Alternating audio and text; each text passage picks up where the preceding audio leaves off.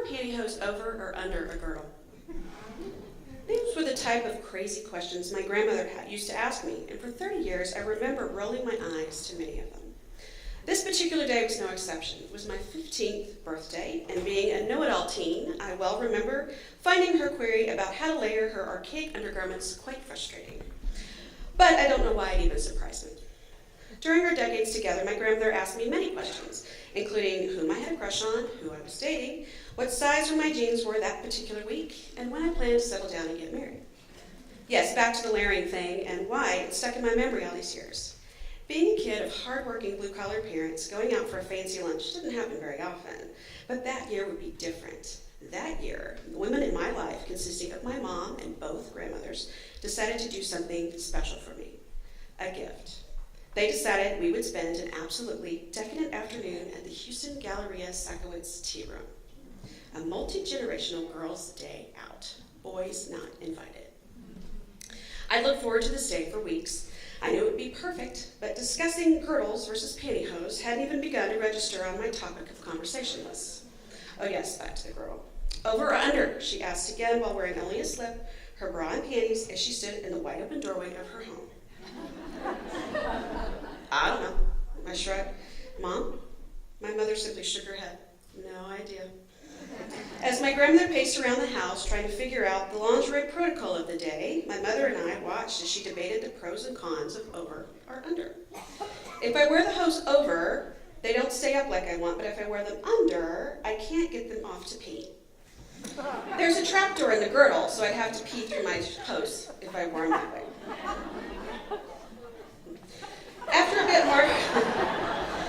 After a bit more deliberation, my grandmother decided to wear the hose over her girdle. Finally, a decision.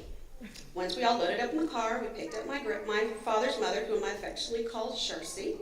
She wore a lovely blouse, white pants, matching shoes and purse, no girdle. We made our reservations in plenty of time, and I had a fantastic lunch. I cannot tell you too many specifics of the conversation or the food. Still, I remember the meal with great fondness, but it's not the meal I remember the most. It's the memory of what came afterwards that I hope never leaves my brain. As we all took the down escalator, we continued our conversations, my mother and Shartsy in front, and grandmother and myself by several steps.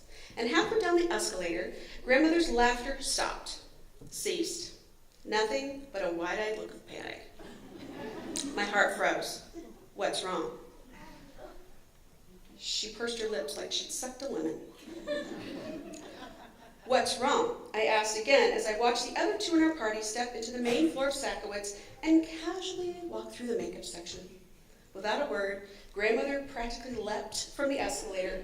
She walked.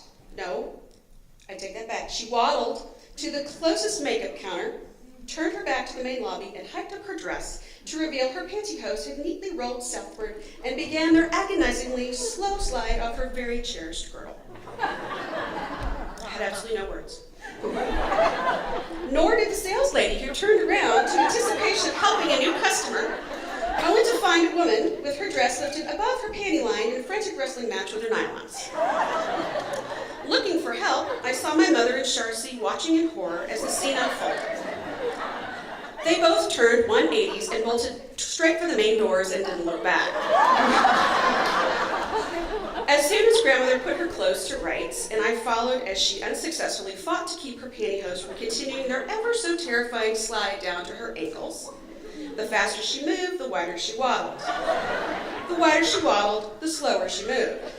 I couldn't leave her, and yet the idea of me seeing anyone I knew while we were moments away from grandmother's hose falling out from underneath her dress sounded far too embarrassing for a teenage girl to bear. But we made it. By the time we got to the car, her pantyhose had perfectly rolled all the way to just below her knees. She barely made it out without a total fashion catastrophe, but I have no doubt that the poor Estee Lauder saleswoman will never forget about us. As grandmother, my mother, and Sharcy all learned that day that you don't wear pantyhose with a girdle. You wear stockings. Years passed, and there were other chaotic situations, none involved pantyhose or girdles, but they were stressful, fun, frustrating, and memorable. In July 1999, before I turned 31, my grandmother passed after being diagnosed with leukemia 19 days before. The night before her funeral, I sat up wondering how to sum up 30 years of memories, fights, Joys, gifts, kisses, and hugs in a 5-minute summation. And my brother Jordan said, "What was the moment you laughed the most with each other?" I couldn't find the right words to emphasize that moment. We'd lost her so fast, I couldn't separate my tears of sadness from tears of laughter to have the unruly pantyhose incident be part of her eulogy. And I know if I told that story that day, she would forever haunt me. I ended up telling another wonderful moment, but the crazy nylon memory stuck like glue. And over the years, whenever I'd think of her and sadness would sneak into my heart, I would call upon her wardrobe malfunction to pull me out of a bad day. And slowly but surely, tears of joy were what I'd shed instead of tears of losing her much sooner than I'd planned. And now as a mother, I've told the story to my children, and to hear their giggles when I mimic that wide waddle grandmother used to navigate herself out of that high-end store that day is music to my ears. It's something she would have loved to have seen, loved to have told them about. And who would have thought, after all the birthday presents and the Christmas surprises and the multiple words of unsolicited advice she gave me over the years, that the one I cherish the most is the one she unintentionally handed over, the gift of laughter.